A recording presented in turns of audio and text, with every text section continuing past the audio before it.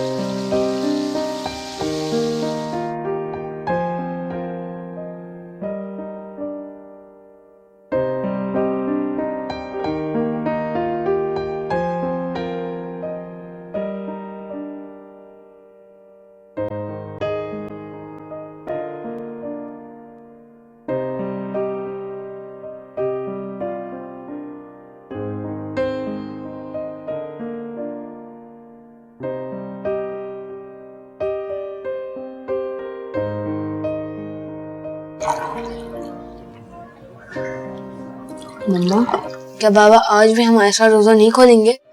नहीं बेटा, आपके बाबा पुलिस ऑफिसर है ना, वो अपनी ड्यूटी करते हैं, तभी तो शहर के सारे लोग अपने घर में सुकून से रोजा खोलते हैं।